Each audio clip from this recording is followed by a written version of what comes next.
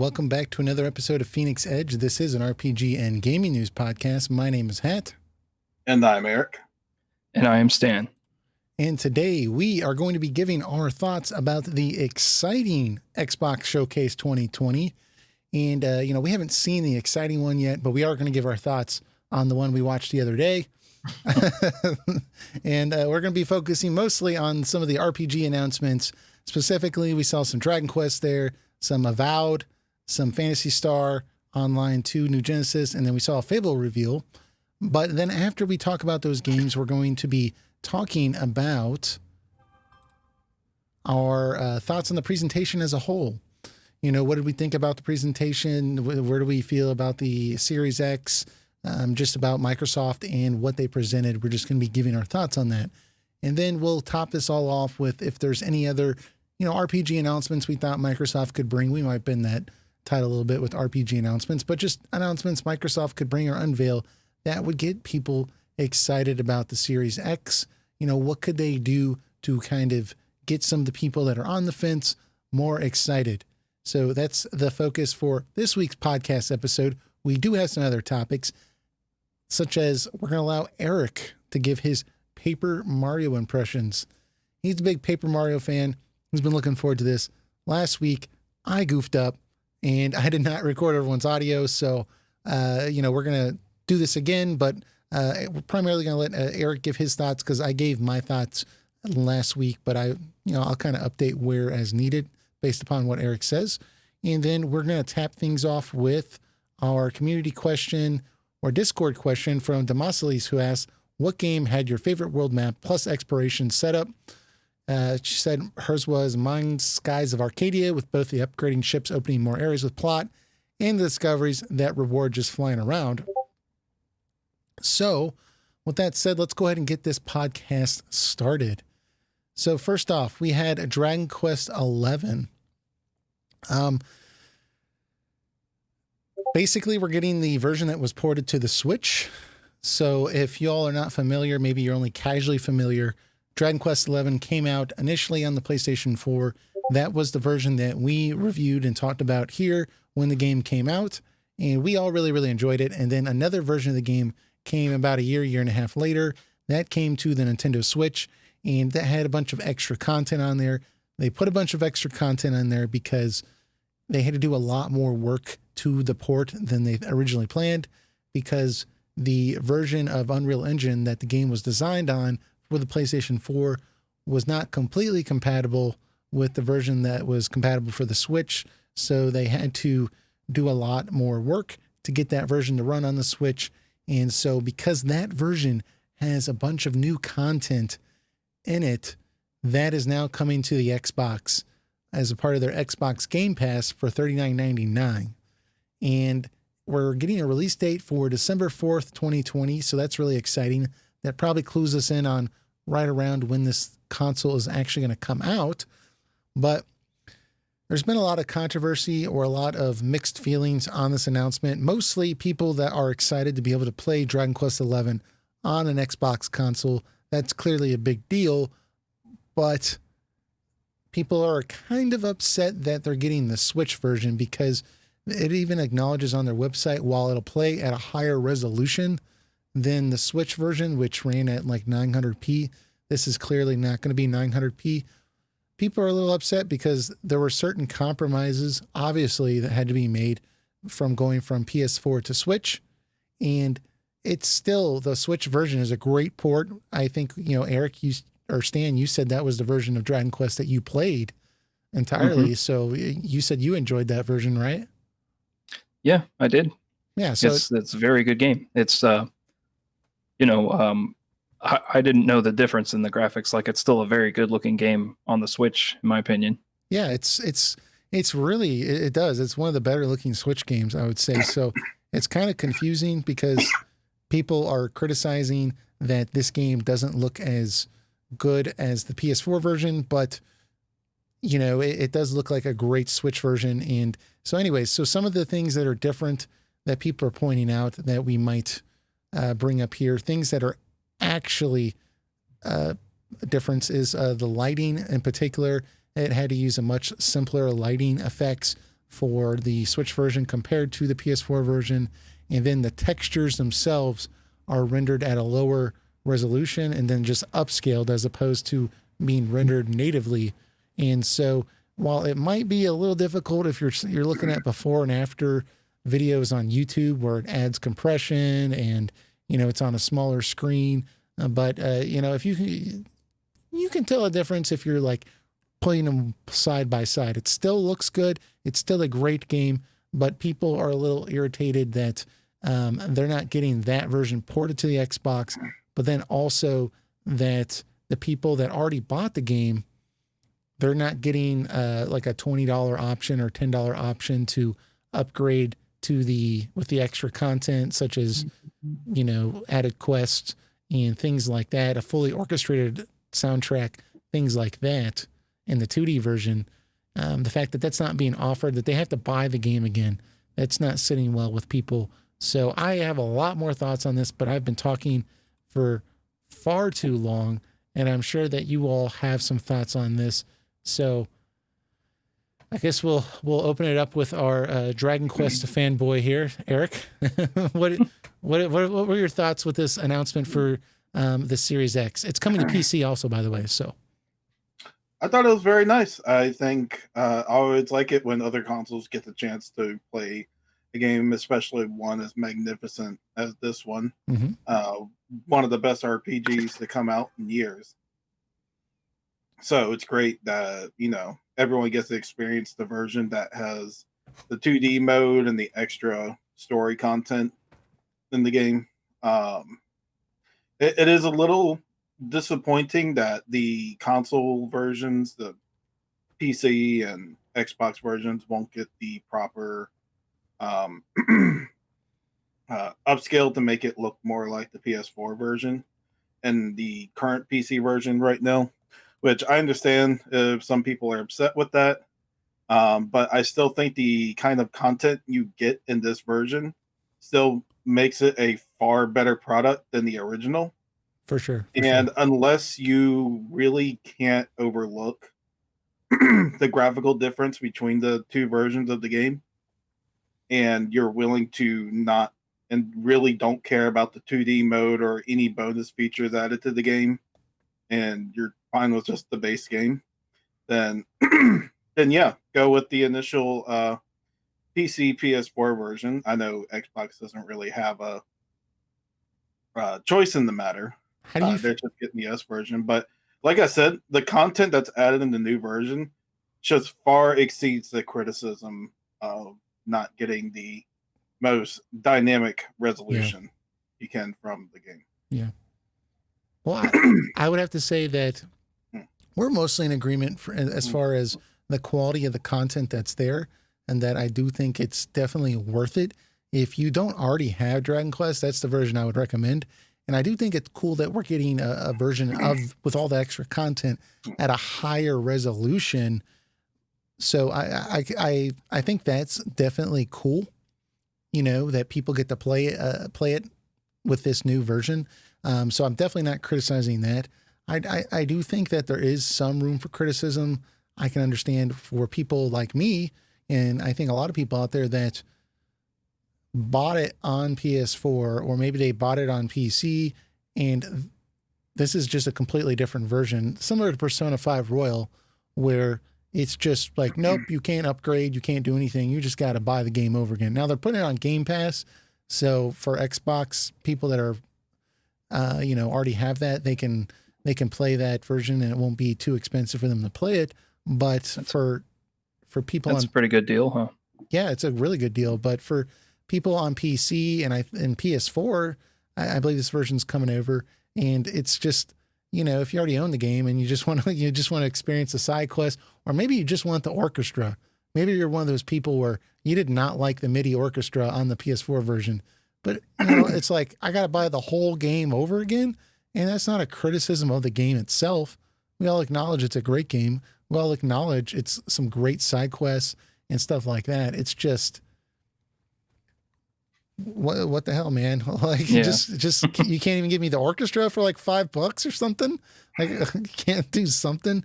So I do think that that is a little bit of an issue for me in particular. I have some more thoughts on this, but Stan, what'd you think?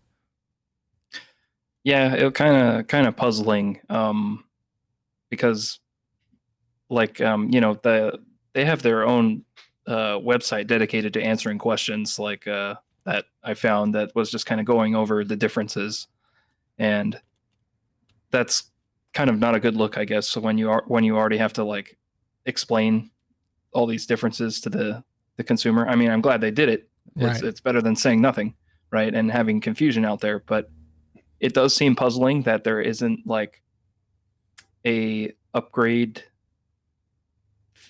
fee or something that you could pay, like from the average consumer's perspective, right? They're like, I already bought the game. Why do I have to buy it again just to get this extra content that came with the definitive edition? Now, the real reason is because of the Switch version had to be developed on a different version of Unreal Engine, right? Like you said. Right. So, but that isn't like really on the back of the box or anything, right? Like that explanation.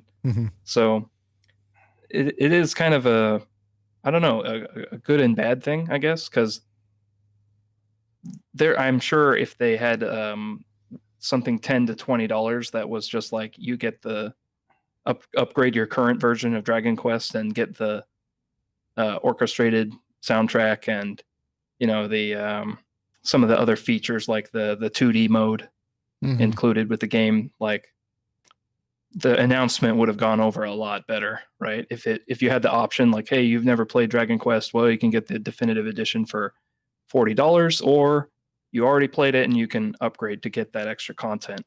But the only option is that extra $40. Yeah. So, I mean, there is a solution to this. I think that if you have already played Dragon Quest on your console and you haven't played the Switch version, well, then maybe you buy this version for $40 or wait for it to go on sales or something, and then use that opportunity to play the game in 2D mode, right?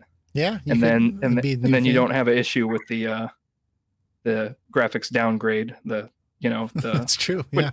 It's still a good looking game, but not as good as the higher spec consoles, But if you play the game on the Series X, right? The new console that's right. supposed to be next gen. It's it's gonna look like the Switch, yeah.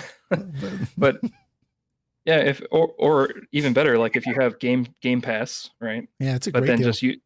But then just use that opportunity to do the 2D mode as your second run through, like you guys have recommended anyway.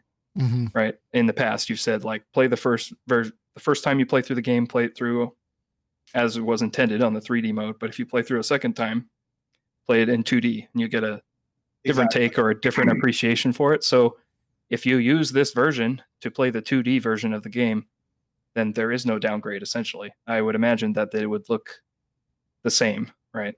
Yeah. So.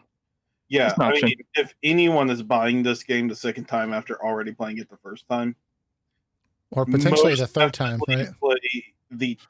Most definitely play the 2D version. Yeah, I agree. I agree. Only the second time. You need to play it regular the first time because there's cutscenes you're missing out on that are much better than the 2D stuff. But 2D is a fun way to play it too. But I don't believe the amount of bonus content in the game by itself justifies the whole purchase of the game again. Right. So if you're not planning on playing the 2D version after you've already have the original version of the game, and you're just going to play through the 3D version again, if you think that bonus content is worth purchasing the whole game again, that's cool. But if you're having a hard time deciding if you want to get this game again, like the biggest motivator is most definitely the 2D version and playing it from that perspective. Yeah. But if you're buying the game for the first time, then, it's obviously play the 3D version first, then play the 2D version if you ever want to go through the game again. But it's, if you already own a copy and you're not planning on playing the 2D version, I wouldn't recommend getting the definitive version. Yeah. I can completely agree with that. I think I was thinking about it. I think that a lot of my issues with this current situation or this announcement has less to do with the game itself and just my irritation with Square in general, because when they port stuff, sometimes they just have the attitude of, let's do this as easy and as cheap as possible. And sometimes it's to their detriment. I mean, we had Final Fantasy VIII that was ported from the PC version, which we understand why they did that, but it didn't even have full analog movement, meaning a 360-degree move on the joystick, like for Squall. It was only in like 4 directions or 8 directions. You know, it was very clunky. And or Final Fantasy VII, it had all sorts of music bugs, or Final Fantasy X had bugs from these ports, and it's just like it took them like years to fix it, and it's just and they're porting the mobile version of these games, right? The cell phone version, so it's got this really ugly UI on it sometimes, and so it's just I already am frustrated about that. So when Square's porting the Switch version to the Xbox Series X, I'm just like, what are you doing? This is a next generation console. Right. Stop. Square Enix is very famous for either going all out on their remakes and remasters, or they do the extreme bare minimum. A couple of years ago, they were well, not even a couple of years ago, I'd say over 10 years ago. Damn, I'm old. They used to do real good jobs. Final Fantasy 3 and 4 were great on the DS. Oh, those were really good.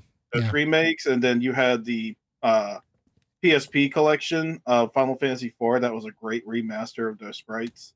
Obviously, FF1 and 2 on the PSP looked really good.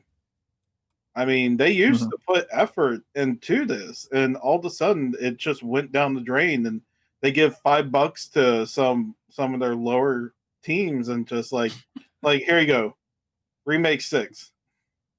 Yeah. Or remaster 6. Here's a coloring book that you can use for the character sprites. Yeah.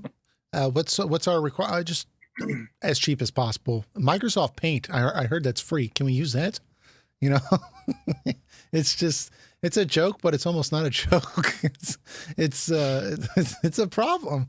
So like I said, when we're at a presentation where they're showing off the next gen console, right? They're like, oh, you're just gonna port the Switch version.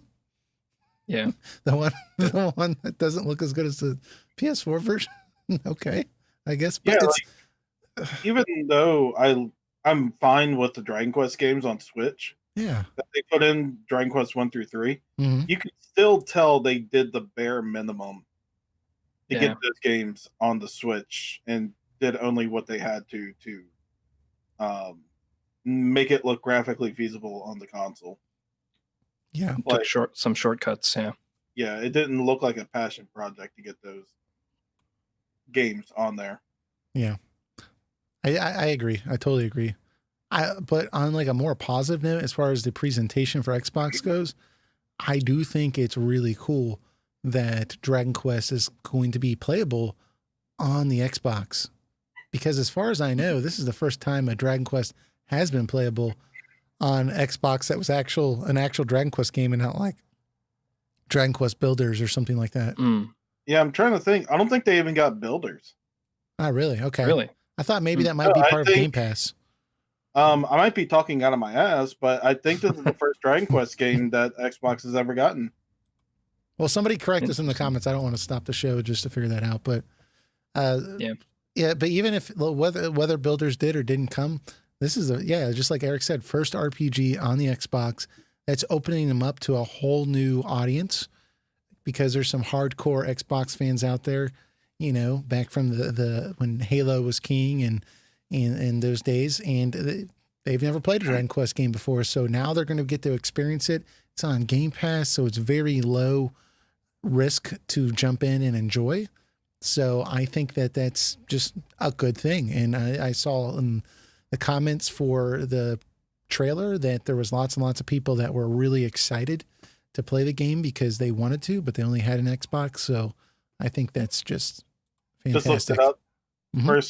First time Xbox is ever getting a Dragon Quest game. Boom. Which is great. I hope it sells well. I hope it motivates them to put like Dragon Quest 8 on there and get like the older Dragon Quest on there too. Maybe put it on their Game Pass. Yeah. You know, open it up to a new audience. I don't think the sales will be that great on that side. Dragon Quest is clearly, you know, more loved by people into Japanese role playing games more who are more on the Nintendo and Sony side. But you know, there is the audience of people who decided to who are going to get an Xbox instead of a PlayStation, and they still may be into JRPGs still. So I mean, it's good. I mean, we're seeing Kingdom Hearts on Xbox now. We're seeing that. I hope they just get their fair share, like JRPG Sony, goodness. Nintendo. Yeah. Yeah. One interesting thing that we don't have to linger on it, but I just want to point out that I read online that there'll also be a feature that allows you to transfer save files between Xbox and PC. So that's pretty cool, I guess. I mean, Xbox isn't a portable system, but I mean, I guess maybe you can play with some mods or something, or, you know, I don't know why you'd want to do that now I'm thinking about it, but the fact that the option's there is cool. You know, I'm all about the options. So, I will say, if you really want a high-res version of Dragon Quest XI-S, I would wait until modders on the PC version work their magic, and then you play a version where they've done all the upscaling. See what they can do. Square Enix didn't do, and you know, be happy from there. And chances are, about that time, it'll probably be on sale or cheaper. Yeah, for sure. So that was, but I mean, this was a cool announcement for Xbox. So, you know, it was definitely for us anyways, or at least me, I was like, oh, I'm surprised about this. This is kind of cool. Yeah. Until I learned a little bit more, but even then it's still pretty cool. We also had Avowed, which is probably of the games that we're going to talk about. This was the game that I was probably most interested in, me personally. But this is an RPG, fantasy RPG from Obsidian Entertainment. And Obsidian's well known for, they made the New Vegas games, right? Fallout New Vegas. And then they also made The Outer Worlds. And so they're really good with that quirky side of humor. And then they also did the Pillars of Eternity game, the computer RPG. It was released in 2015. And I believe that was set in a world that was pre-established with earlier games from a different series. But that was a little bit more serious in tone. But it's pretty cool. Did you say if Avowed is part of a Pillars of Eternity? Yes. So Avowed does have ties to that world. And it's actually pretty interesting for people that are fans of that Pillars of Eternity world, because in the trailer, you see a moment where there's some words written on the sword, and people were actually able to translate that in a language from Pillars of Eternity. I don't know how they did that. And it means Oathbringer. The sword means Oathbringer. So they know that this is well endowed in that world. And that's really cool for people that are excited about that. I've never played Pillars of Eternity, so that kind of fell flat for me personally. Good. Well, good. That's cool that they put that level of detail into the trailer, I guess, for the super fans. Yeah. Right. Yeah. Yeah, that is pretty cool. Yeah. So this is despite it being in the Pillars of Eternity universe, I'm already seeing that it is their attempt to get into the Elder Scrolls type RPG, since, you know, they've been kind of actively firing shots at Bethesda, who haven't been making quality games lately. And then they come out with Outer Worlds, which was a good game for the most part. It was really short, but it was, for what it was still a good experience. It was a nice, short, small experience to have, unless you did like all the side content in the game. Right. But I'm kind of hoping this is kind of the same deal. And, you know, of course, maybe make it a little longer this time. You know, if you're doing a big epic RPG and trying to kind of be Skyrim, right? In a way, obviously not exactly like Skyrim, but, you know, like Elder Scrolls inspired. Sure. Probably be a lot bigger and a lot longer, but I like from what I see so far. I mean, I know it's a very short, small trailer, but I think it was very effective in showing what they're going to be doing. Yeah. Well, I might depart from you just a little bit. I mean, I like what I saw, but I felt that most of it was CG, right? And it looked Yeah. very nice from what I saw, but even the stuff at the end with like the guy with the sword in the hand, it looks like that could be gameplay, but I don't see any kind of user interface or anything. So this might be one of those scenarios where they just made CG stuff look like gameplay. Maybe not. I don't think they were trying to show off gameplay. They were just trying to get people excited.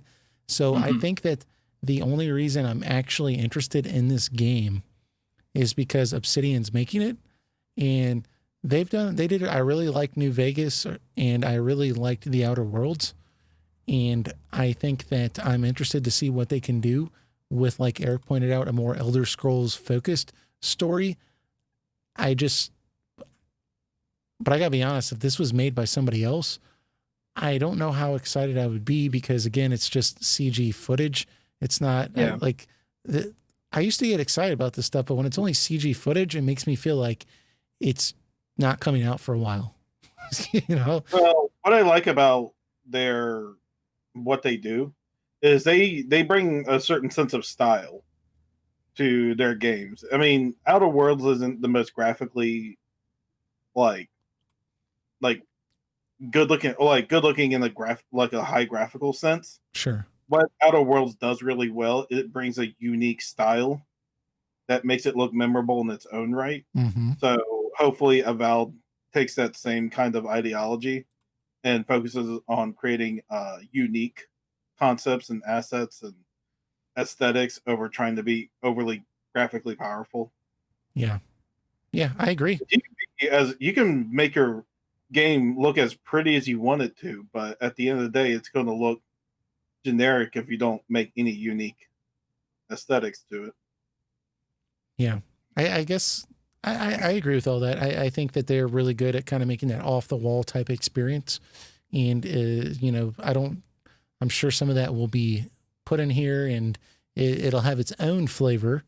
But right now, I just get really big Elder Scrolls vibes, which isn't a bad thing, but I kind of want to see what's different about this, because it is another Skyrim game. But that's where I bring in that I'm still excited about it, because it's Obsidian, and I can't imagine Obsidian would make a Skyrim or, Morrowind copycat. They're gonna do something wacky. They're gonna they're gonna have like a I don't know. I'm trying to think of something Obsidian like, but just like a skeleton searching for his soul or something, or something, but he's really good hearted or something crazy like that. I mean, I can just imagine what they're going to do, but they just didn't show this here. So I think this was a cool announcement, but I don't think that there was enough there for me to really get that hyped about it personally. Yeah. We obviously need to see more, but just from what I saw, I mean, it seems pretty clear what their intent is. They want to be they want to fill that void that Bethesda is not giving right now. Definitely. Yeah. Stan, we've been talking and not letting you talk. Go ahead. No, I agree pretty much. The only reason I'm like slightly interested in this is because it's being made by a developer who is, kind of on the upswing, right? Yeah. And they're like purposely trying to kind of put their place on a genre of that's popularized by another developer, Bethesda, who's like on the downswing. So that like everybody's rooting for them to succeed with this, I think, unless you're like a mega Bethesda fanboy, I guess, or something. But yeah, one thing that was interesting was it is exclusive to Xbox Series X, and we don't know PC. that for sure. We're not sure, because when it was initially announced, they had Xbox One on their website as where it was going to come to, and then they removed that. And then Microsoft has been saying that these games are being required, in a sense, to lead with Series X, meaning in their marketing. But it's up to them whether they want to put it on Xbox One or not. So people it's kind of muddy because they're like, you had it on your website, and you didn't have it on your website. Was it just on your website because it was an accident? You know, I don't know. It looks really good, but it's a CG. So let's just go with what they're presenting right now, that it's a Series X exclusive in PC. Yeah. I'm okay with that. And then also the trailer didn't even say coming 2021 on it, which means this is a long way away. Oh. At least that's my guess. Because if it was going to be ready next year, surely they would have put that on the trailer at the end. Pretty much every 2021. other game does that's coming out 2021. Yeah. They want to make sure you know. But then if it's not coming out 2021, usually they say nothing. So this game is not close to coming out, which is kind of a bummer for Microsoft because they bought Obsidian back in 2018 and they were still working on the Outer Worlds at the time, and they were allowed to finish that up with their current publisher and then release it on all platforms because they started developing it for all platforms before they were acquired, right? Right. But now Microsoft acquired them, but it won't be in time for them to have a launch game on their new console coming out, which is like pretty important, right? If you want people to get hyped for the next generation, you want to have some exclusive games for the system. But I don't know. Microsoft seems to be more focused on the driving sales with the Xbox Game Pass than we'll get to that. Games. It almost makes you think that Microsoft in time is eventually going to become a software. Well, let's keep going with the RPGs, and we'll get to that because otherwise this podcast getting off track, will be like 3 hours long. Speaking of games that did not get any kind of release date or even really much of a trailer for that matter, Fable. Yeah, we can jump to Fable. So Fable had an announcement here.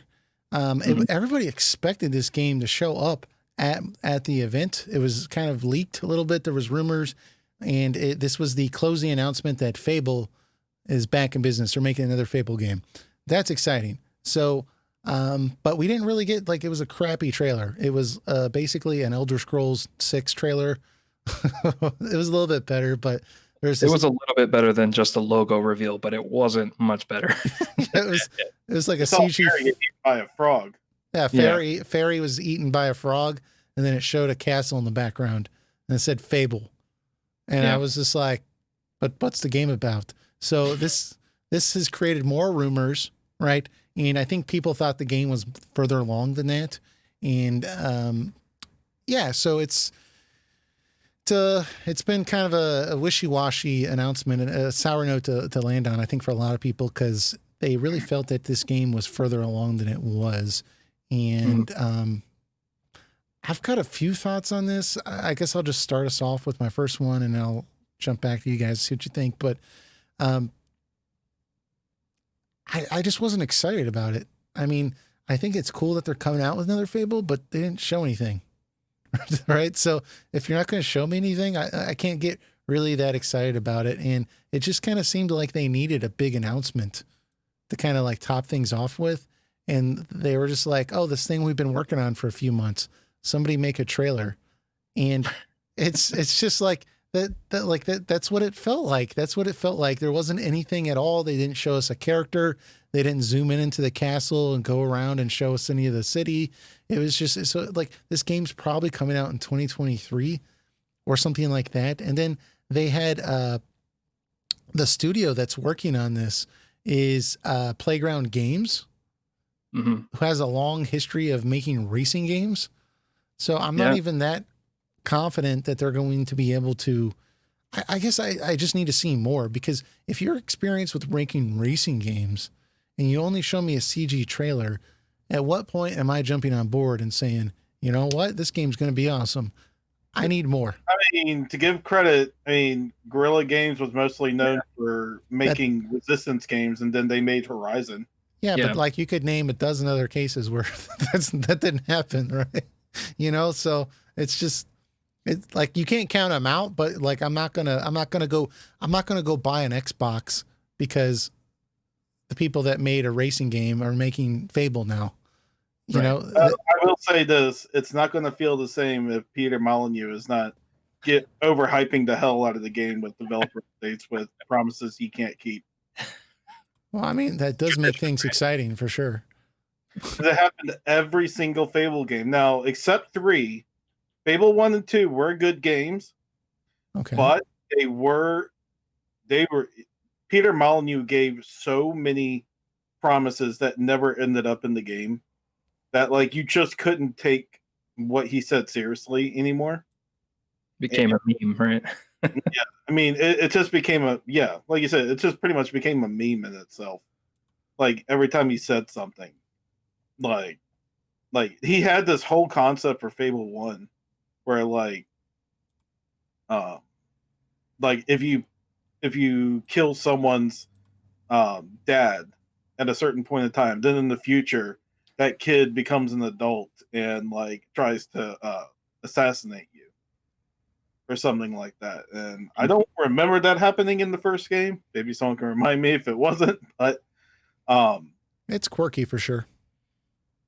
Yeah, I mean, it's a very silly game, so I do hope they bring some of the comedic aspects to the game.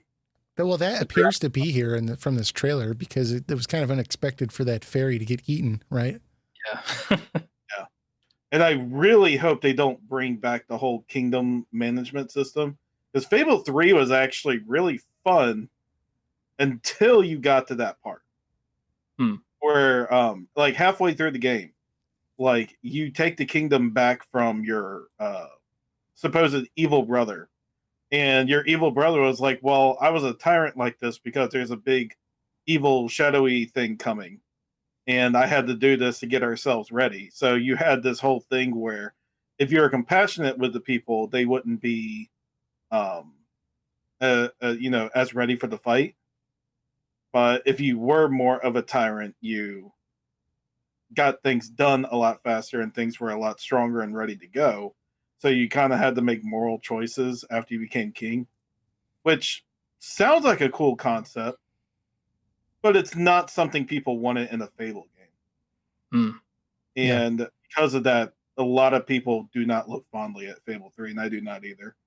Like and it's so disappointing because there was so much good that game had going for it. Like aesthetically, it was beautiful. It had great towns and environments. Even the battle system was okay.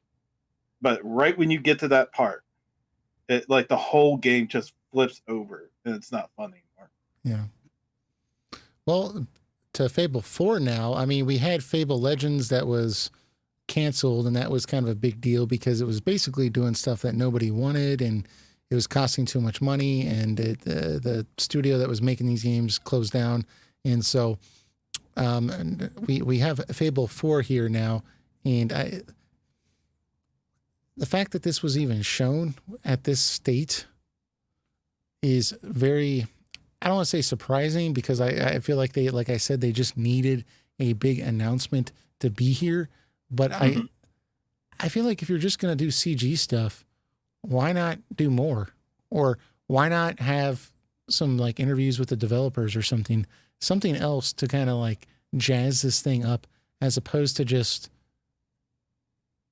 basically nothing. Because I don't even think this scene's going to be in the game, to be honest. They might try to because there'll be pressure like, oh, your announcement trailer wasn't in the game.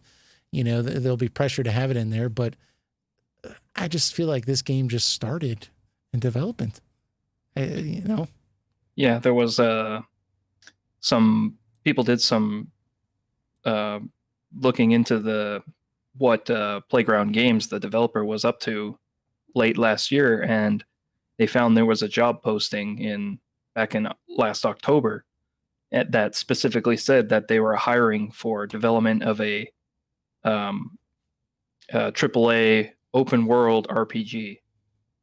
And now it's revealed that the studio's working on Fable, which is either Fable 4 or maybe just a reboot, or maybe they're using the name Fable, but they're going to take it in a different direction, perhaps.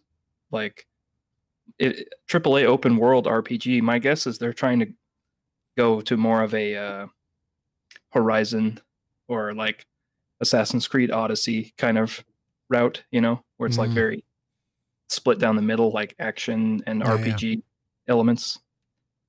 because it's that's a very really trendy popular right now. genre. Yeah. Sells a lot of copies. So that was interesting. October of 2019. So that means the game has, like, they were still onboarding people to get started at that point, you know? Right. They might have So done who some knows? preliminary work before that, but probably not a lot.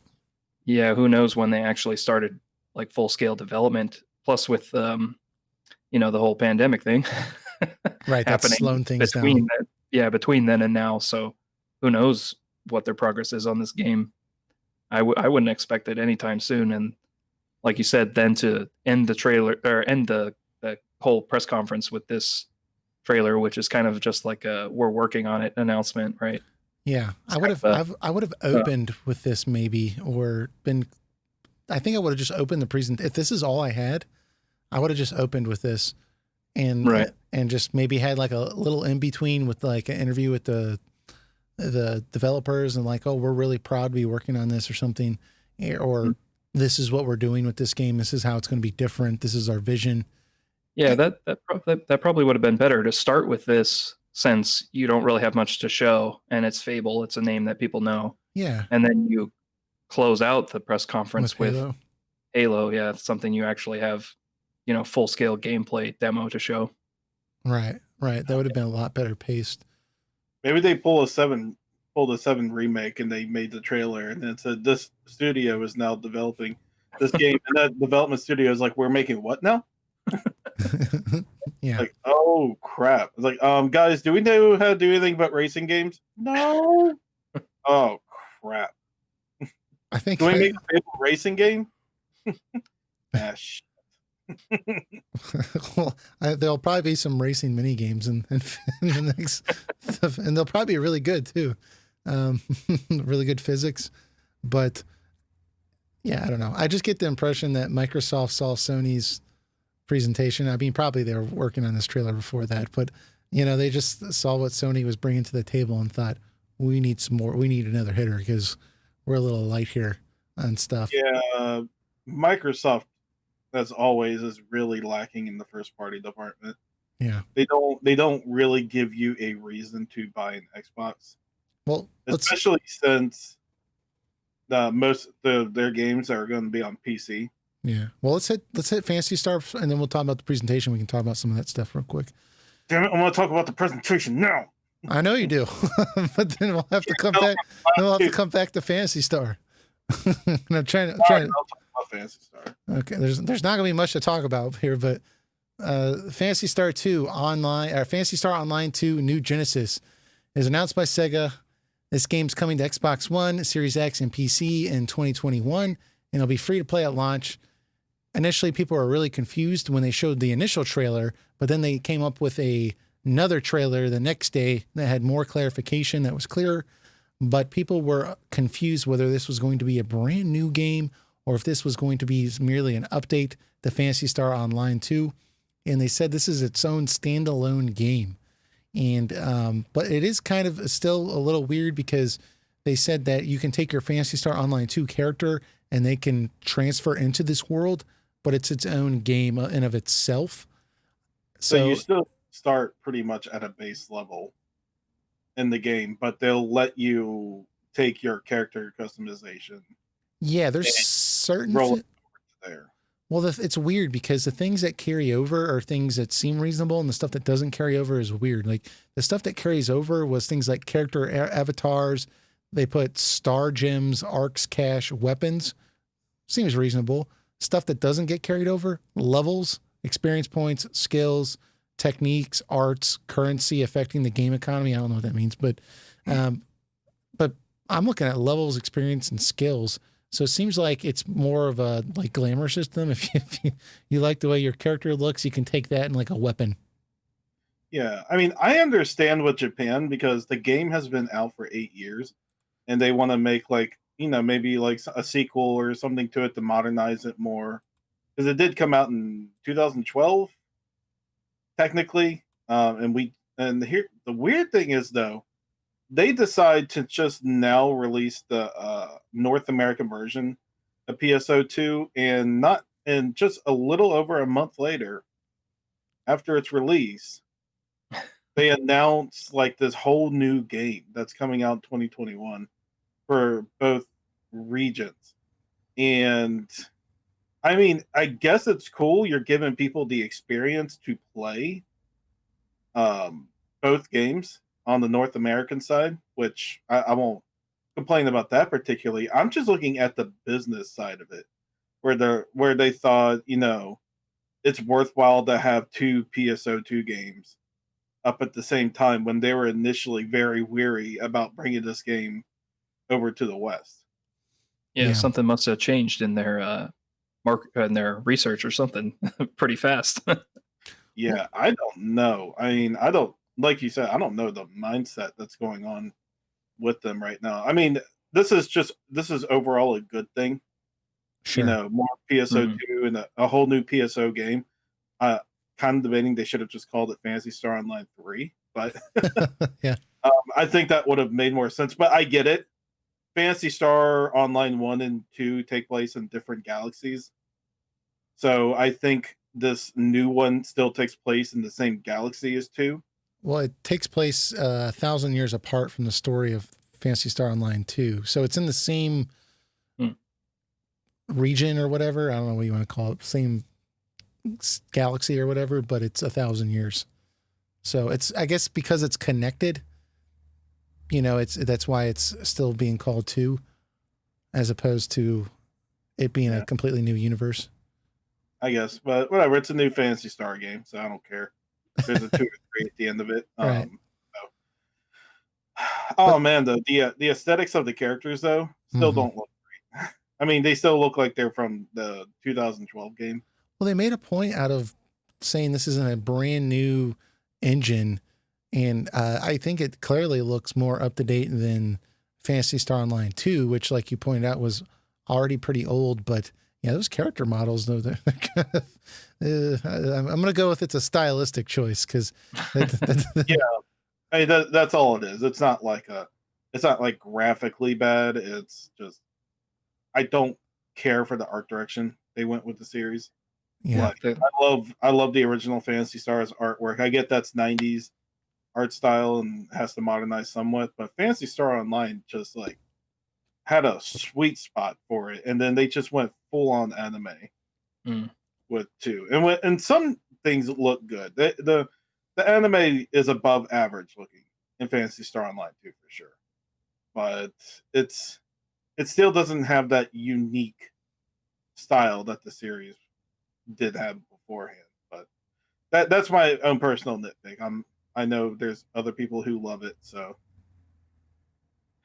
yeah. The characters seem to have a lot of mobility, like in the trailer, which looked good to me. Yeah, it looked like he could move around pretty fast, jump really high, and which, if they're improving the environments, that could be pretty cool. The environments are much, much bigger. Yeah, Phantasy Star Online 2, you're in a lot of small corridor-like environments.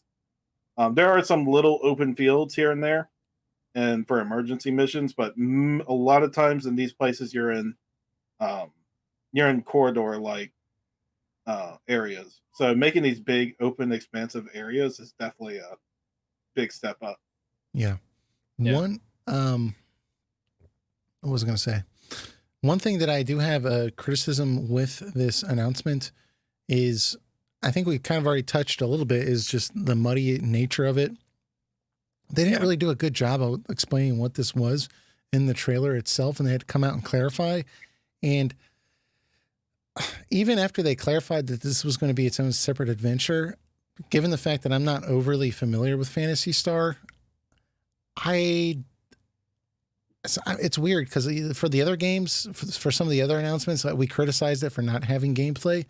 This has almost too much gameplay and not enough just building up what's going on here.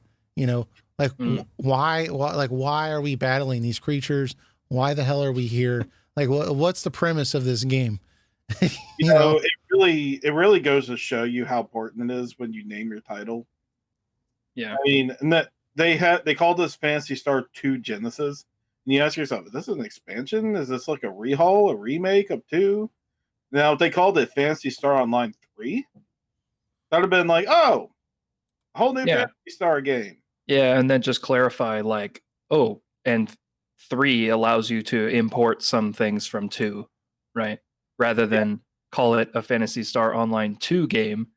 And now I guarantee when it comes out, people are going to be like, so should I start with the original Phantasy Star Online 2 and then jump into this? Or is this a good point to jump into these games, right? Like that's going to happen because of how kind of mishandled the title or the rollout of the announcement. Well, They not learn from Nintendo, man. We do. Yeah. Expansion? Do I put this on my original Wii? here's the thing.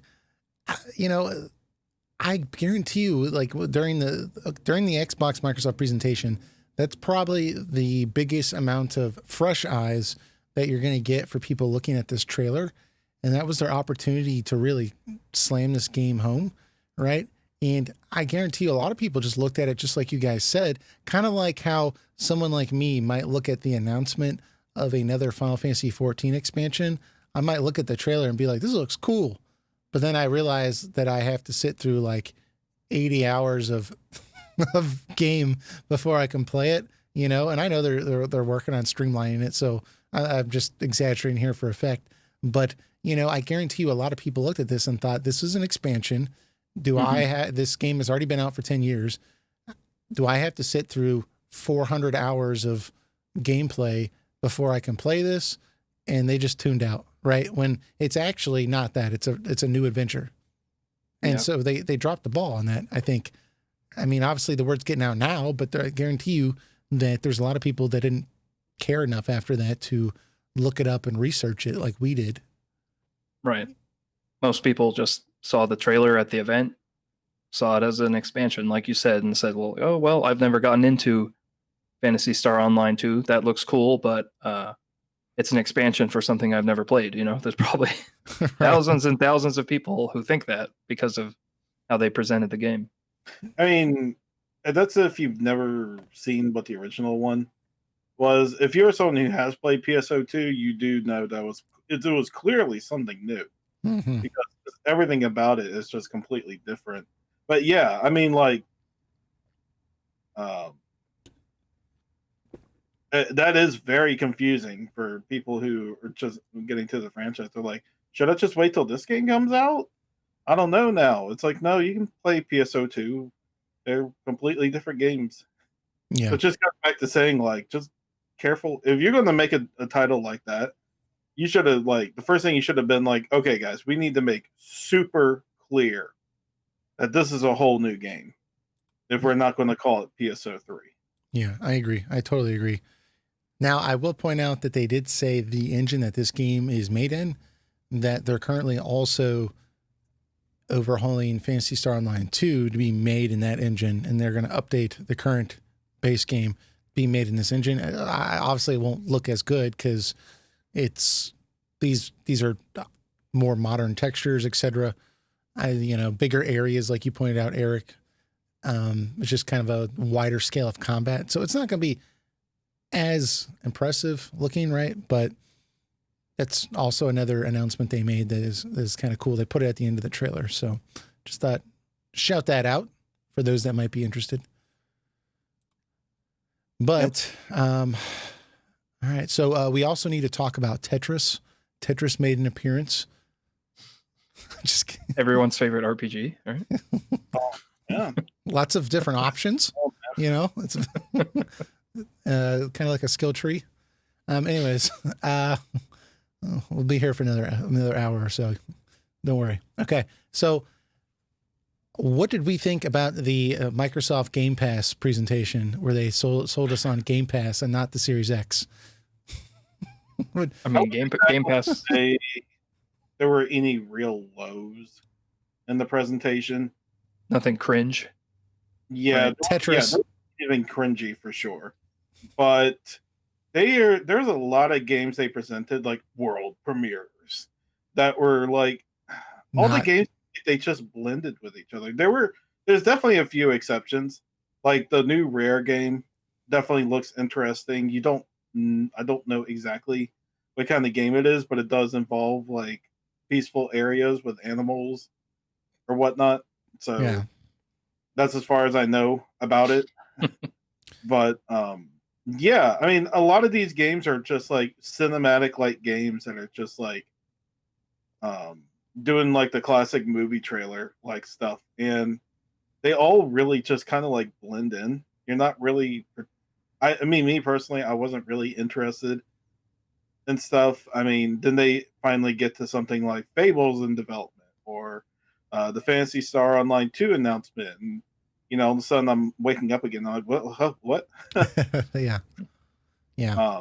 It's just a lot of not particularly interesting looking games lined up. Even Halo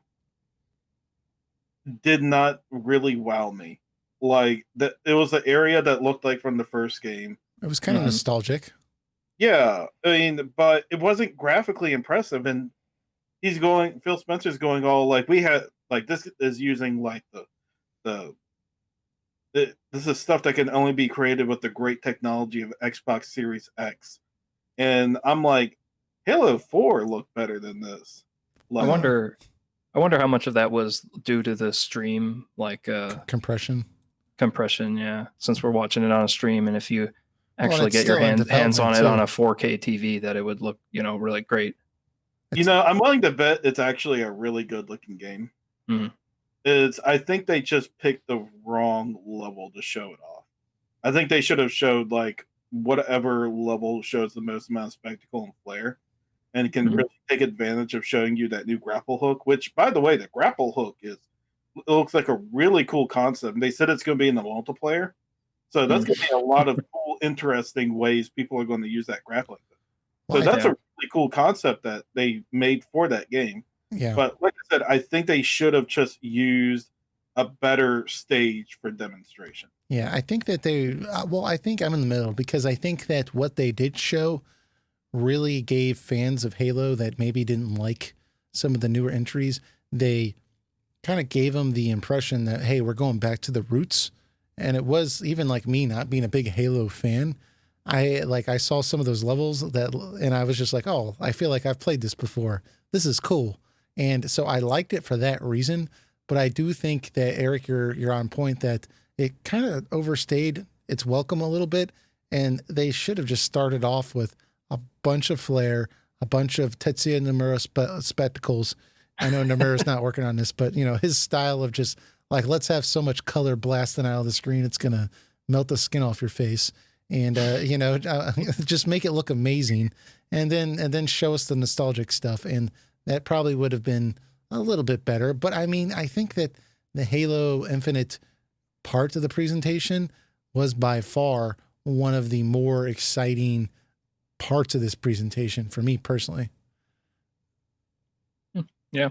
I mean, it was the most memorable thing, I think, just because they had so much to show. They had there more was to show actual from that gameplay. game. Because Yeah, they had more to show for that game than anything else. Game. yeah, So they definitely got a lot to show, but it's a launch game.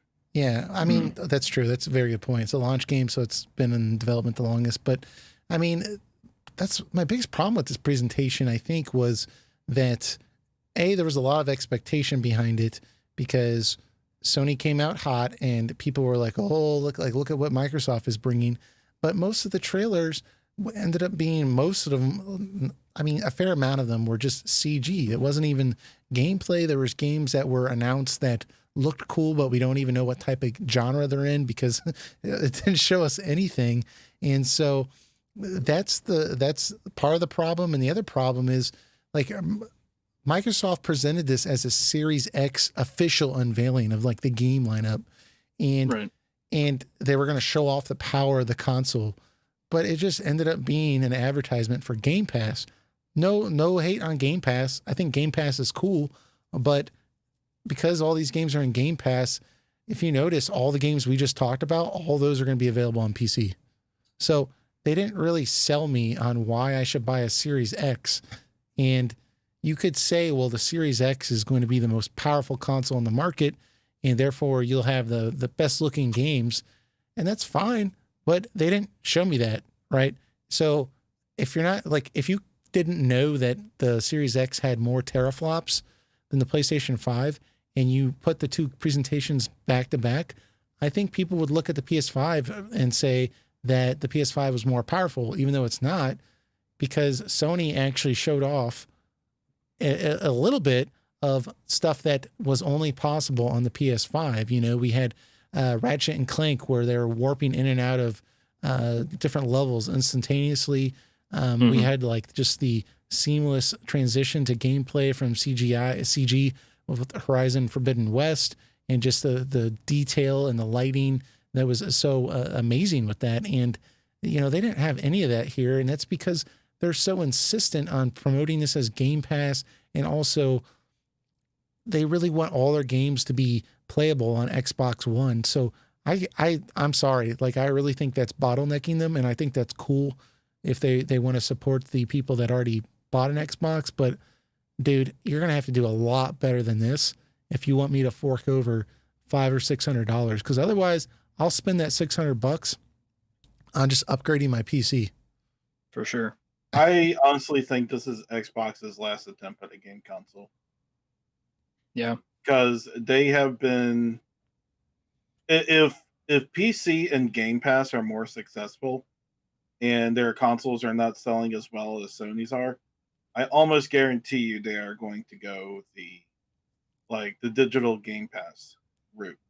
Well, why all these announcements were available on PC? Why would anyone buy a Series X if, I mean, I guess if you just didn't have a gaming PC, this might be an option, but I mean, it's a much cheaper option than getting a gaming PC that can run games like this at 4K. But let's say you already have like a decent PC. I mean, if you could only invest, if you're going to invest $1,000 or $800 into upgrading your PC, or you could take $500 of it and buy a Series X and buy a couple of games.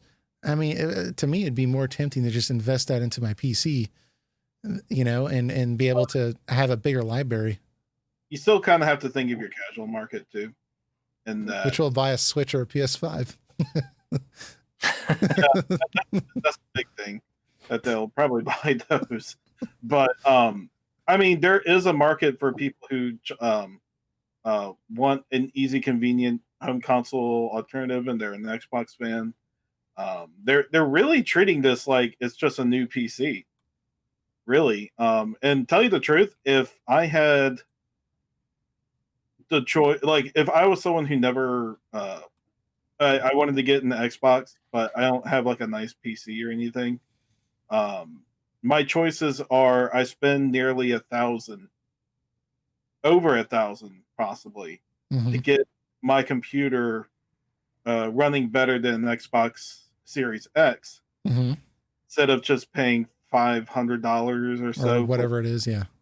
Yeah, for this instead. So it is good on a convenient level. I understand PC Master Race. I mean, PC is ultimately the better choice, but I mean, if they're not going to show that power, why would that person that's concerned about that not just buy a PS5, which has more games that they would want to play? Exclusive games, yeah. It's a whole complicated thing, which makes me go back to thinking to myself, they'll probably, if Xbox doesn't succeed as a hardware console successfully, I really think they're going to at most make like a Steam box, like, you know, Steam does now, and kind of with Xbox, and then focus primarily on the Game Pass and PC.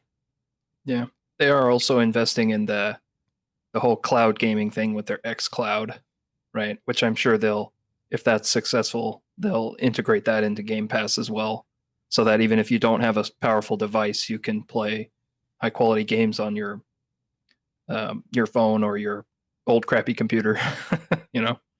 So yeah, they just might take the Sega route and just be like, hey, we make more money just being a software company, and we lose money trying to be a hardware one. So, but what do you think that the fact that we're even talking about it like this, like, like none of us were really impressed with like the hardware presentation. We're throwing in the towel for them already. Yeah, like it hasn't even started, and we're like, well, they're probably just giving up, you know. Like, Xbox has had this issue forever now, is that they don't have a strong first party lineup. No. They've always been depending on the same few games like Halo, Gears of War. I know there's a few other ones, but Sony and Nintendo have like a really high memorable IP lineup that people will line up for to get or buy a whole new console to get. Mm. And nowadays, especially since Halo and Gears of War is going to be on PC, it's a really hard sell to sell a console like that over the others. And I don't know if that's like Microsoft's intention or not. I don't know if they're like, let's just make one more console, see if something happens, and if not, we'll just forget about it. But Microsoft's marketing is just a really weird strategy right now. I'm glad that they're the gamers first now and not trying to be more focused on being a multimedia box. The Xbox One, as it was initially pitched. Yeah. But we're now at a point where all three consoles are like doing their own thing now. Mm-hmm. Like Nintendo's off doing their own weird creative stuff with their hardware. You know, Sony's is the one playing it safe, and Microsoft is exploring multiple platforms. And which I think I guess that's cool. It's everyone's doing their own thing now, so I guess it comes down to your preference. Sony's not really jumping into cloud gaming that much. They have PS Now, but it's not really advertised. Yeah. Mm-hmm. Well, I mean, on the presentation, I agree with everything you said, but on the presentation note, I just think that part of the problem with the presentation was that they advertised it like it was like, oh, like come check out the Series X instead of come check out our Game Pass lineup. Right. And if they had advertised it as a Game Pass lineup, I think it would have been more well received. And the fact that they wanted to be able to say all these games will be available on Game Pass, which I think is cool. An hour of games that'll be available on Game Pass. That's really awesome. But because they did that, I think there were third-party announcements that just were not there because they're not going to be part of Game Pass. You know, Sony had Resident Evil 8. Is Resident Evil 8 going to be an exclusive to the PS5? No. But Sony didn't require Resident Evil 8 to be on a Game Pass, right? To be at the presentation. So I think that if they had expanded this presentation to be a bit larger than just Game Pass, they could have had announcements like the Final Fantasy VII remake coming to Xbox that would have gotten some hype.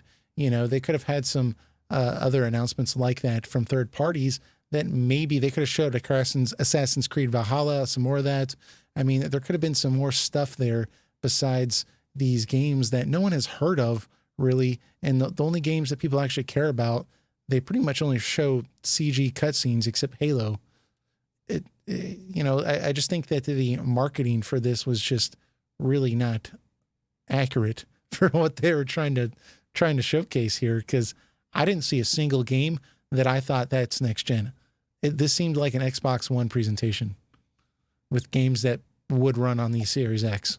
Well, that's the thing too. They want these games running on Xbox One also. Then I'll buy an Xbox One then.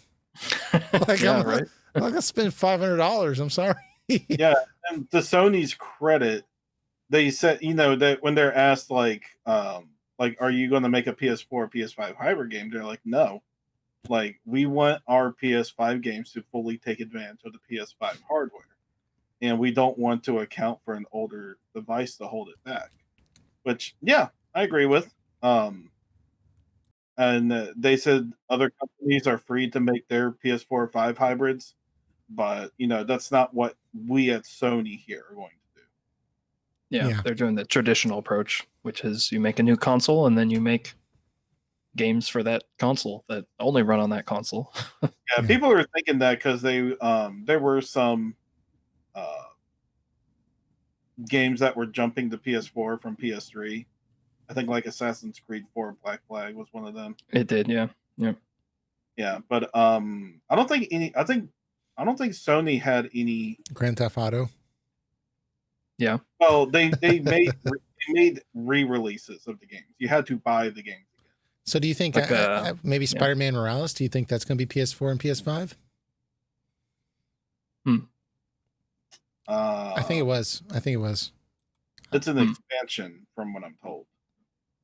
Well, is it? I thought there was kind of some debate about that.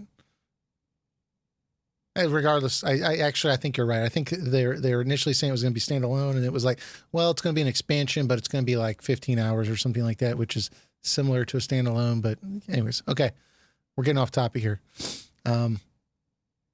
Cool. So the presentation itself, does this make you want to buy an Xbox Series X more so or less so? Or still no. about the same?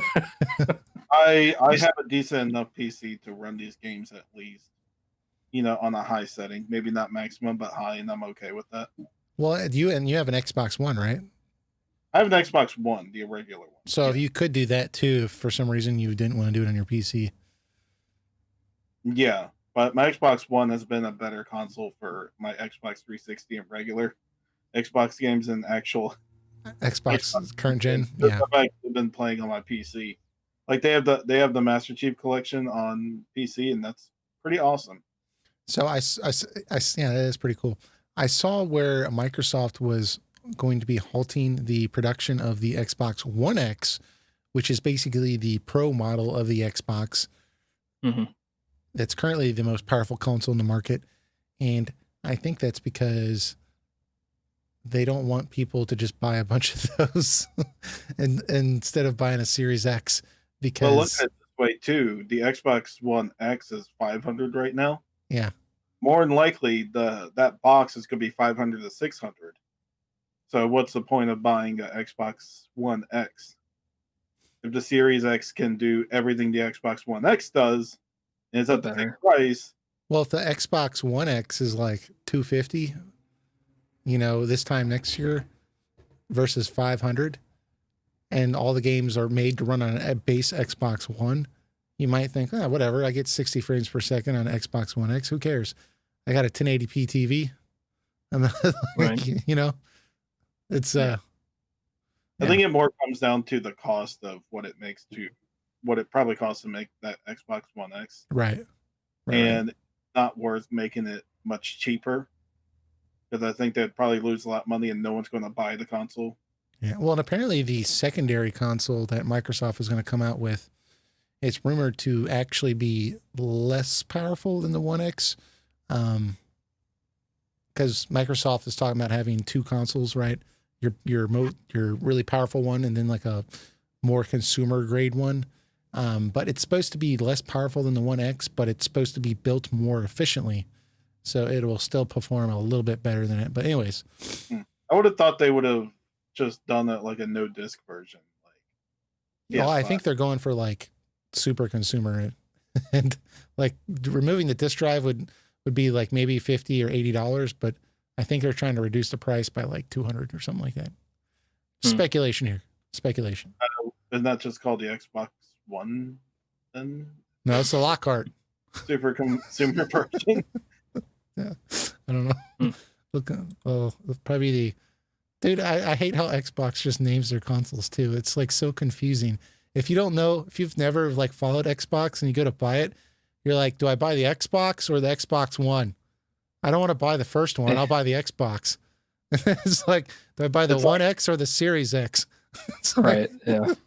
Like, good luck. Good luck, Mom. All right. Yeah. Notorious for not being able to name their stuff right. The 360 and Windows 95, Windows 98, Windows 2000, then Windows ME, then XP, then Vista, then 10. Yeah. Sony's over here just like PlayStation 5. Yeah, the new one. Yeah, it's better than the 4 one. How many more sales do they get just because they're like it's a linear progression, at least in the marketing, right? People understand that 5 is the new one compared to 4 versus Xbox is like you said, the Series X versus the Xbox One X. Like, wait, why is the third generation called the Xbox One? Right. It's like, can you imagine just like that the parents, non-gaming parents, right, are like, trying to buy little Billy a new game console for Christmas, and they're just like scratching their head like, they come home Xbox with or a PlayStation, you They know? come home with a 360. They're like, this clearly is the most modern one. Yeah, it's the biggest number, right? Yeah. Hey, Cole, can you count the 5? Okay. 1, 360. Yeah. Uh, One again. 1, Can you believe the most X. the current console was the cheapest? Yeah. Well, dude, the Seriously, Sony. it's an awful name. It doesn't even roll off the tongue well. It's like Xbox Series X. Yeah. Like, you have to slow down and say it. I pause before I say it because I don't want to say the 1X by accident.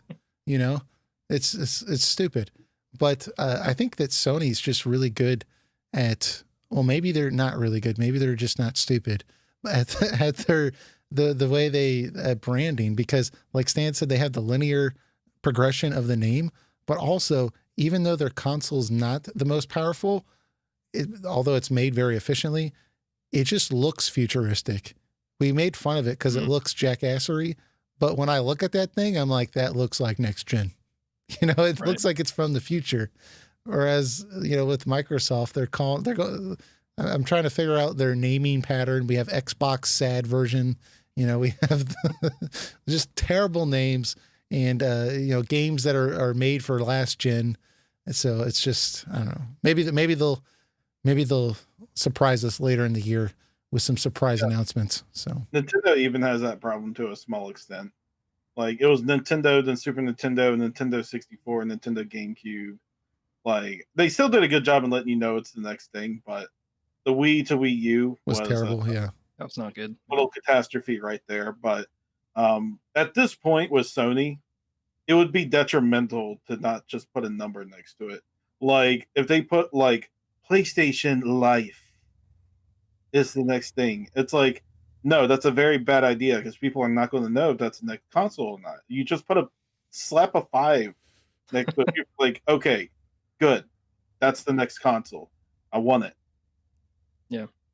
Yeah. Just Pretty much. Argue be they simple. should have called their handheld console the PSP 2. Yeah, they could be a lot better about it. We're running really behind now, but let's keep going. So we got RPG. Is there any RPG announcements that were not made that you think would be reasonable or possible that Microsoft could present or could have presented that would get people excited to go buy a Series X or, you know, whatever the hell they're trying to present here? Is there Eric's looking back at his wall of games that he has never played before? Well. Like, I'll just wait for anything, Eric. Knights of the Old Republic 3. KOTOR 3, that would be cool. That's kind of like what I was thinking was, although Microsoft doesn't own BioWare, KOTOR is known for being like originally on Xbox. And so I feel like if they could get like a timed exclusive for even like a KOTOR, I guess not remaster, but maybe a KOTOR 3 or a Jade Empire or a Mass Effect trilogy, that would be really, really cool. There is an issue though with trying to make a KOTOR 3, and that's the rights to Star Wars games belongs to EA. Right? That's true. So they'd have to make some big deals there. Yeah, EA owns. What about a Mass Effect trilogy though? Remaster. If that was at this presentation as an exclusive to Series X for the first 3 months or something, or 6 months, that could have been. That's the thing. Like, for RPG to like really drive sales, I think, of the console, it would have to be exclusive, kind of like how at least initially the Mass Effect games were for the 360, right? So, console exclusive, right? So it'd have to be a timed exclusive at least. Yeah, because if you think back to the 360, they had Tales of Vesperia, which for a long time in North America was, you could only play it on a Xbox 360, and the Mass Effect games, and even like the some of the Bethesda games like Elder Scrolls and stuff, while they made their way over to PS3, they were more played on the Xbox 360 for a long time. So that's kind of the thing. Like those companies, they're not making games exclusive for one console anymore. BioWare, The bigger companies, yeah. Yeah, BioWare, Bethesda, Namco with Tales, certainly not going to happen. We're seeing So- timed exclusives though. I think Microsoft could bring up to BioWare that, hey, like there's a lot of nostalgia for our console and your games, and if we could work out a deal, Yeah. for at least a 3-month or a 4-month timed exclusive before it goes to the PS5, that, I think that's realistic. They could have made that work at least for like a Mass Effect trilogy or, Jade Empire or something like that, to really they just needed something at this presentation that would have just jazzed it up a little bit with some familiarity. Yeah, I think kind of what they did with Avowed and Fable was really Good all they direction. could do. Yeah. The right direction. And while we mentioned that those games really didn't have anything to show as far as a launch title RPG for the console, they took Fable, which is like their more well-known IP RPG series. They gave it to one of the studios that they now own, and then they had they allowed the guys at Obsidian to make essentially an Elder Scrolls style game, but using their lore, right? Their Pillars of Eternity world that they've made. So I don't know what else they could have done on top of that is realistic, because like I said, BioWare, first of all, BioWare is in a tough spot these days, Right. with Right. what was it? I think Anthem and then like the more recent RPGs that people remember on Xbox, like Mass Effect and stuff, those games just aren't. They're going to be multi-platform unless you, like you said, make a deal with them for some timed exclusivity or something. But nowadays, when that sort of news comes out, then that's kind of frowned upon. Like people don't like companies throwing money at third-party developers to make games exclusive to their console anymore. Yeah, I mean, be all right. They do. It still happens. I mean, not completely exclusive, but I mean, 3 to 6 months. I think people would be fine if that happened. I don't think people would freak out too much. I mean, I do think there's other avenues they could have gone for sure. I mean, it's kind of a cult classic, but on the JRPG front, I don't know how many consoles this would have sold, but it would have gotten excitement. Was Lost Odyssey? Why? I mean, Sakaguchi's over there making games on the Apple machine. Right.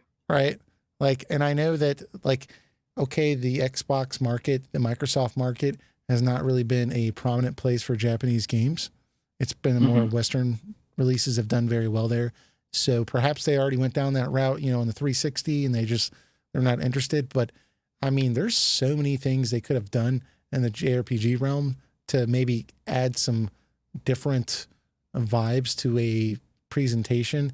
I mean, I'm looking at the company that made Disgaea, for example. Like, they were going underground. They were filing bankruptcy.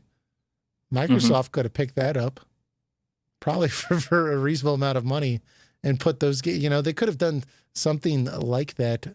Or like I said, reach out to Sakaguchi and said, are you tired of making games for the Apple Arcade? Would you like to do something else again? Your games didn't sell well initially, but it's kind of a cult classic. Maybe we could do an indie game on our console. We just want something to put at our freaking presentation. Not even Microsoft is in the business of just throwing money at anyone. They bought 30 studios. They need to know also, I mean, Sony has like 30 studios. Well, they bought 30 studios recently, so they did spend a lot of money.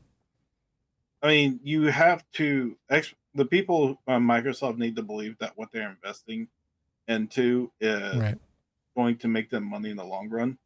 And if they look at some of that company and they're like, okay, only really a niche audience is going to want to get this. And most of those people who want this type of game are already on PlayStation and Nintendo. That's why they should do it. They want that audience to come over to them. Well, the problem is the IP strong enough that people are willing to buy a console just to get it? Well, I think that what they really suffered for right now is very forgettable announcements that no one really cares about and no one's really talking about, except Fable, which it's only been really discussed in a negative light, in Halo. So I realize it's not the best case scenario. A best case scenario would be if they had like a Last of Us 2 type announcement at their presentation, but let's operate in reality land. They don't have something like that right now. They just don't. No. Yeah. Unfortunately, they don't have a Ghost of Tsushima. They don't have anything like that. They don't have Horizon Zero Dawn. They're lacking right now. So they needed at this presentation to show something that was a little bit different that people could get excited about. And honestly, if you have a bunch of niche announcements mixed in there that are things people could talk about that are interesting, I think that just would have made the presentation better. So, I mean, if Sakaguchi was making an indie game on the Xbox, would that make people go spend $500 on a console? Maybe not, but it would be people talking about their presentation at least and talking about what's making their console unique. You know, I think that they're just trying to, I don't know. It just feels to me like they bought all these studios and all these studios are making games that no one's ever heard of before. Look at it. It's just like, you need to stop doing that. But look at it this way too. The Xbox 360 between them and PS3, the 360 was ultimately the victor of the console race. Well, if you look at the look at this. Now they went on the trail to get JRPGs on their console, and they were only mildly successful in the West, and it completely bombed in Japan. Yeah. And this was at a point where they had leverage because the 360 was the go-to console. Right. The PS was too expensive. It was too hard to develop for in a lot of cases. And a lot of companies looked over to Microsoft, even JRPG companies. Microsoft doesn't even have that leverage anymore now. Like PlayStation and Nintendo are where you go when you want to sell your JRPGs. Now, granted, bigger AAA JRPGs are getting on the Xbox also, and that's a good thing. Right. But it's to try to suck these companies up again, like Mistwalker, and try to make exclusive Xbox games for them. Yeah. It's just, I don't think it's financially feasible. Well, let's look at this. Yeah, I'm not saying that you need to be going to AAA companies and being like, hey, come put your $100 million project on our failing console. Like, I'm not saying do that at all. They clearly are not able to leverage that unless they're willing to pay money for it. What I'm saying is look at opportunities where people are suffering and pounce.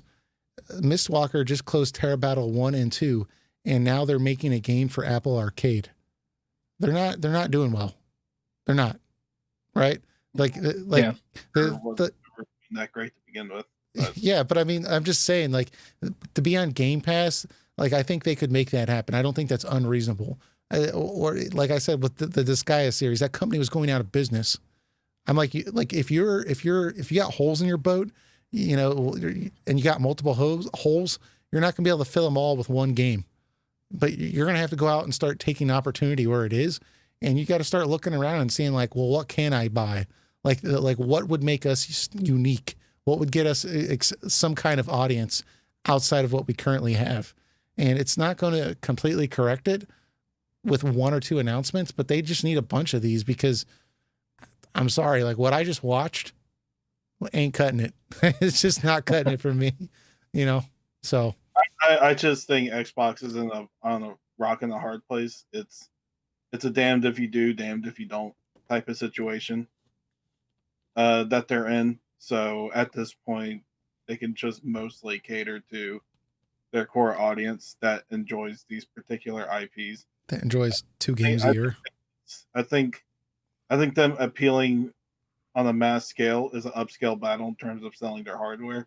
So again, it goes back to me saying that if they focus on being a software company and make their cloud their cloud data system a success, and the Game Pass and PC.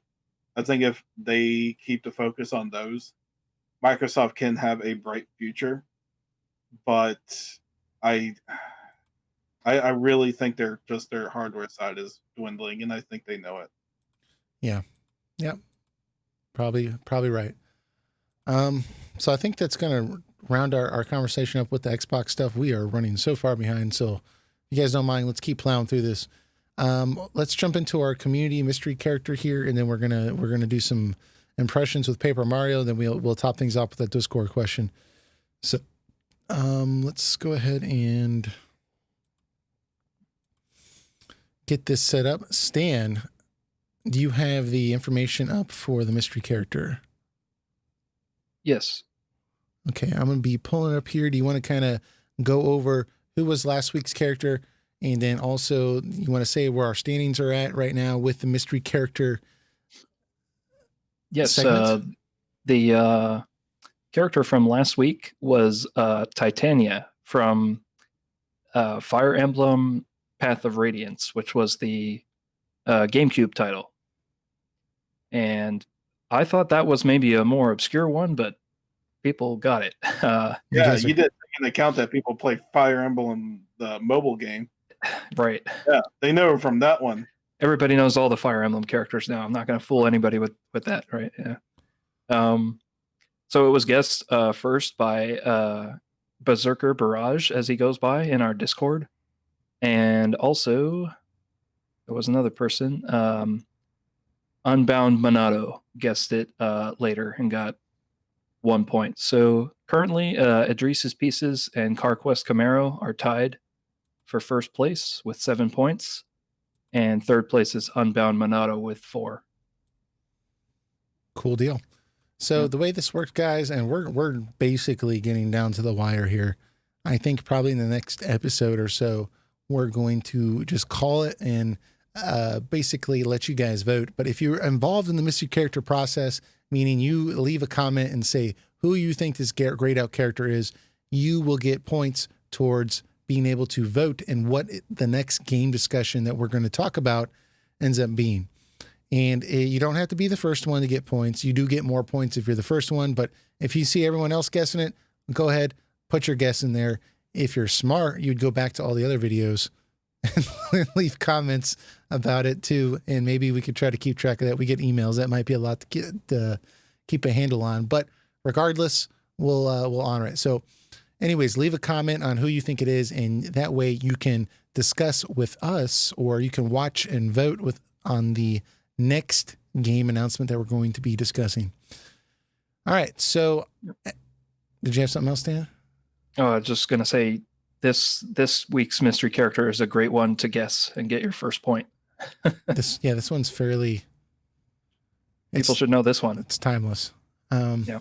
Disown all of you if you don't get it. Right. So while we have this up here and you're looking at it and you're fervently trying to figure this out because you've never played this game before, apparently, I want to tell you about our media partner, RPG Fan.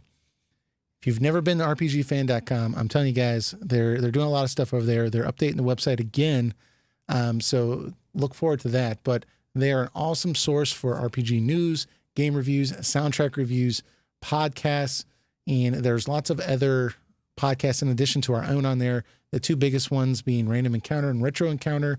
So make sure you go check them out. They also have a YouTube page. We have a link to that in the description, and they're trying to put more video reviews out. And we just want you to go check them out. They are our media partner. They help us out a lot. Sometimes they'll, shoot me a code for a game so I can record some footage for their video review. Sometimes these games are before the game is even out and before, it's you're seeing other coverage on it. So it allows us to kind of benefit from that and let us talk about it after the embargo lifts, and we can help them out as well. So please go ahead and go over and check rpgfan.com out. All right, and let's go ahead and move on to Paper Mario impressions. Eric, last week I talked about my Paper Mario impressions. We actually had a conversation about that, but as you all know, things went haywire with the podcast, so it ended up just being me talking. Eric, do you want to kind of fill everyone in on where you're at with Paper Mario and whether or not you recommend it? This is non-spoiler impressions, but Eric, take it away. I'll just be brief with it. Yes, it is a very good game. I thoroughly enjoy it. If you're someone that likes RPG adventure-like games, I think you could get into it. There's a lot that it offers. It's graphically great looking. The story is very witty and well written. Yeah, it's fun to explore these areas. It's something crazy and wacky every place you go to. Um, and it just feels very original and neat in that regard. Um, and just in terms of it being an adventure and stuff, I think it absolutely nails it. Um, the combat system, I think, is probably where it's definitely more divisive with people. I know there's a lot of original Paper Mario and Thousand Year Door enthusiasts who wish the series would come back. That does not seem to be what the developers want to do anymore. So I'm not going to just keep comparing the games to those two games every single time. I want to judge the game on its own merits. And I think the combat system works well enough. I think it's creative in some aspects. The ring system where you have to rotate enemies to line them up, I think it's really cool. Kind of makes it more like a puzzle in the game. And especially in boss battles where it's like the opposite, you're outside the ring and you have to form a pathway and go over certain panels because the bosses have particular ways that you have to take them down. So I think it's very creative and strategic in that. Mm-hmm. Now, granted, there aren't any hard stats in the game. That's usually in RPGs, and I know the first two Paper Marios did have those type of deal. But I don't. I mean, I know it's an unpopular opinion here.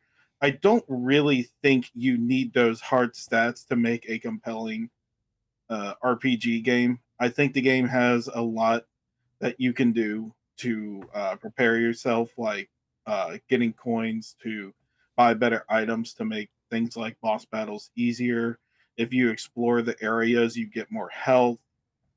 Defeating bosses or doing some special requirements will get you even more health to help you survive battles that do get a lot tougher as the game progresses.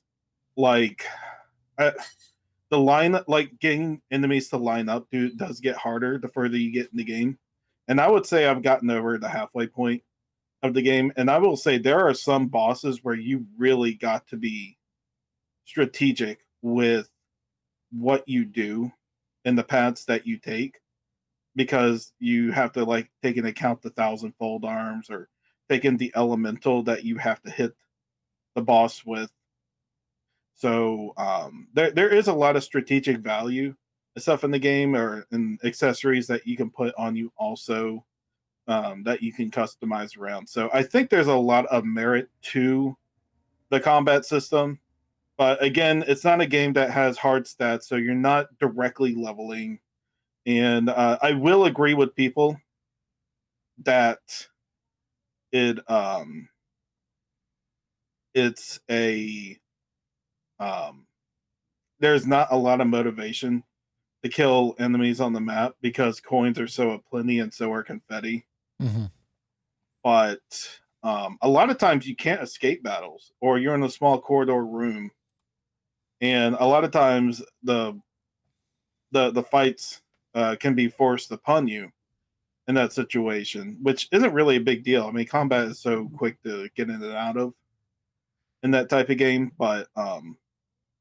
uh, but yeah, I think the game would benefit if they created a stronger incentive uh, in the rewards that you get from completing fights. Right. Maybe they should have made coins a lot harder to get. That was my biggest problem. Was the battle system was good. I just, all the stuff that I got, or most 99% of the stuff that I got from battles was also available elsewhere, and plenty of. So the only reason I was doing the battles was because it was kind of fun sometimes. Yeah, but that's the most divisive part of the game. I think everything else though has all the charm of what I've loved about older Paper Mario games. Like the adventure aspect feels like it's there. The witty characters are delightful. Um, like the areas you go to are very unique, and the bosses that you face have a lot of personality in themselves. Like I particularly like the second major boss, and when trying to get rid of the second strap, what you go through before facing up to him is pretty funny, and has a lot of, well, like comedy to it. Mhm. So yeah, but would I recommend this game overall? I would say yes, I would. If you're someone that just can't look past the Thousand Year Door The game, GameCube game, yeah. and you did not like Sticker Star or Color Splash in particular, this one might be a little bit of a hard sell for you, but I will say this game is miles better than Sticker Star or Color Splash. Like this is a game that I think hit a pretty decent compromise of trying to bring a lot of original Paper Mario stuff back, but still trying to bring new things to the table. But if you're not willing to accept those new things, then I wouldn't recommend it. But if you're someone looking for a good wacky adventure game, you know, uh, this is a good game. I'm enjoying it. Yeah. Yeah. Very cool. Yeah, I enjoyed it too. I'm having a good time with it. Not sure The it's soundtrack is really good. yeah. Mhm. We'll just end it there. So very cool.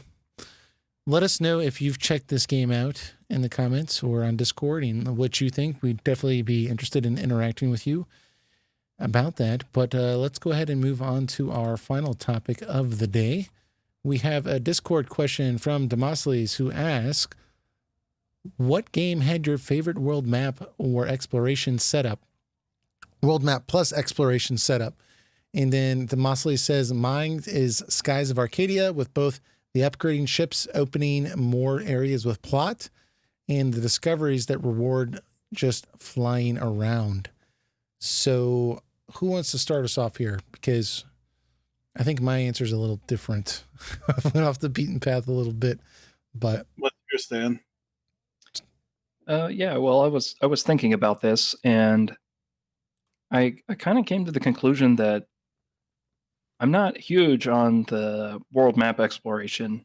I think just because I've played so many RPGs that they kind of all have a similar, like overworld exploration, for example, where the classic stuff. There's towns or dungeons on the map. You move through rivers and forests and maybe mountains or whatever to get to the next town or dungeon. And then eventually you get some kind of land vehicle or maybe a ship, and then eventually like an airship, right? And then at that point you can fly around and get to places very quickly.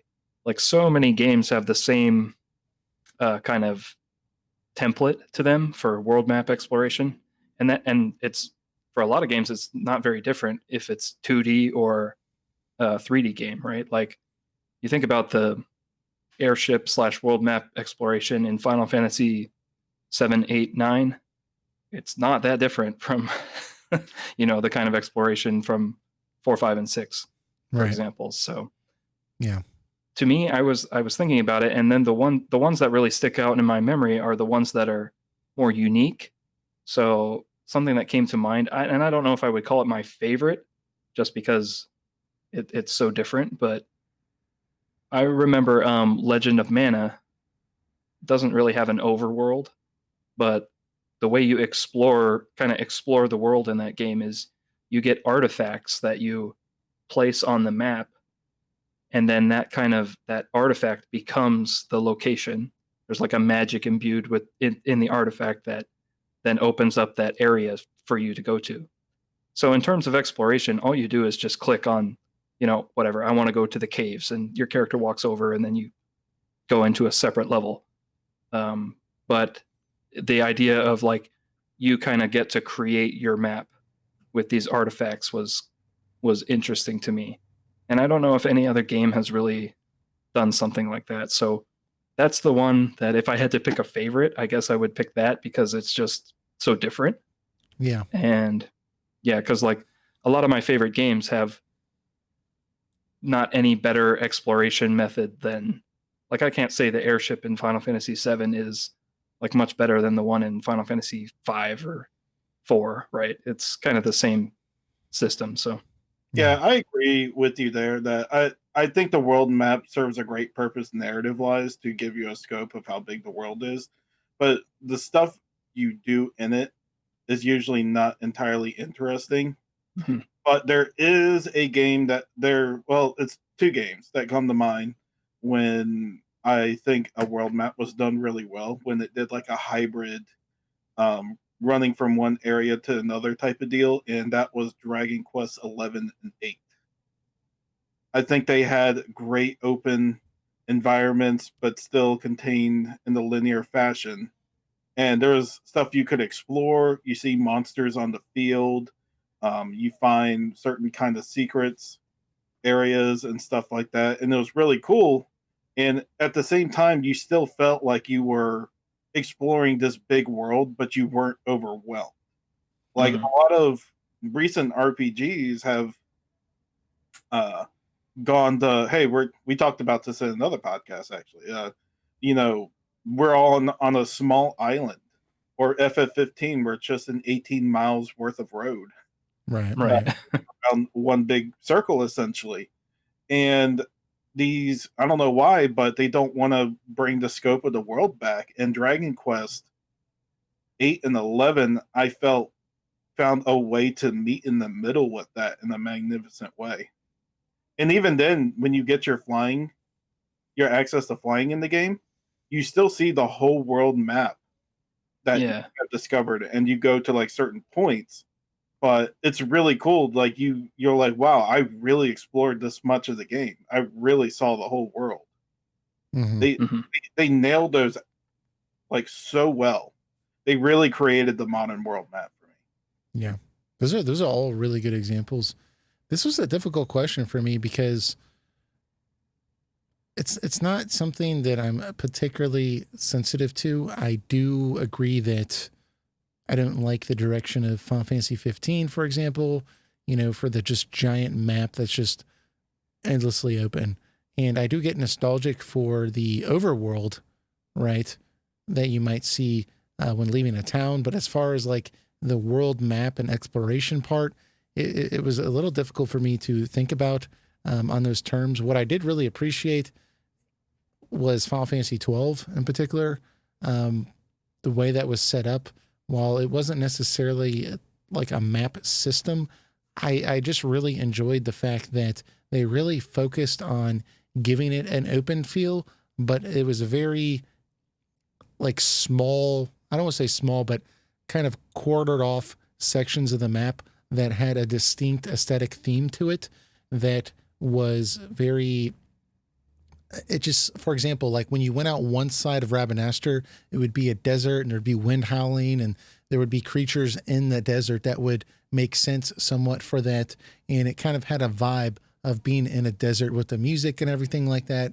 And things would change with the weather, and it kind of gave it a feeling of being alive. But if you went out a different side of the gate, it was more like swamps and grass and just kind of like trees and foresty and stuff like that, that again would change when the weather happened.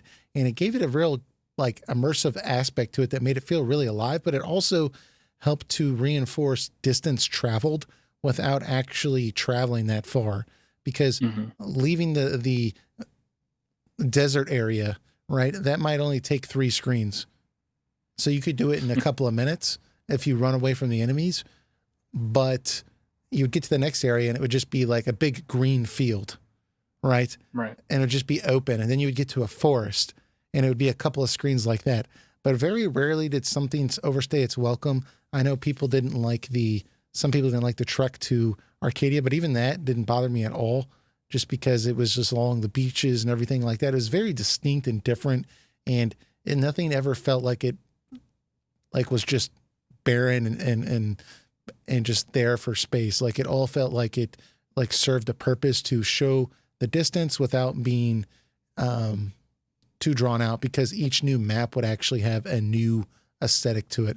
I thought Xenoblade Chronicles did that well too. Lots of every map wasn't necessarily as large as Final Fantasy 15, but every new area was dramatically different, and it would make you feel like you traveled, or there was that exploration aspect of, I've gone a long ways, without it actually being that long, So I think that's something that's sorely missed. I'm not sure if that exactly answers the question, because there's not really this aspect of being able to fly around in either of those games. You just kind of warp between places. Xenoblade Chronicles is fast travel. Final Fantasy 12, it's just kind of like go to the airship or, and teleport. You can't really fly around. So I guess from that aspect, it's kind of lost. But I mean, I kind of prefer the way Final Fantasy 12 did it over some of the older RPGs with 7 and 8 and 6. I like the way they did that. I think that was a happy medium over, what they did with 15 and what it was prior games. So, I guess that would be my answer. Yeah, that makes sense. Zone-based exploration. Yeah, I'm a fan. Yeah. One I guess honorable mention for me would be Chrono Trigger, and only because there's no random encounters on the world map. That is really great. That's fantastic. Can explore, can get to where you need to go quickly because there's no random encounters. Yeah, I'm all about that. Some people felt like that created less of a sense of scale because you could run across an entire continent, and that did not bother me at all. No, it didn't for me either. It's like, good. If I could run a little faster, actually, this would be even better, So anyways. All right, guys, I think that's going to wrap up this week's podcast. Man, it's almost 2 hours. Jeez, I thought we got that down. But we'll have another podcast next week. Some more exciting topics. The creator of Suikoden is coming out with an RPG. I'm sure we'll talk about that and some other RPGs that's probably on the agenda, but we'll see. Let us know what you think in the comments. Let us know what you want us to talk about on Discord. We'd really appreciate that feedback. But other than that, we will talk to you all next week. Thanks, guys. Take care. See you next time. Daisy.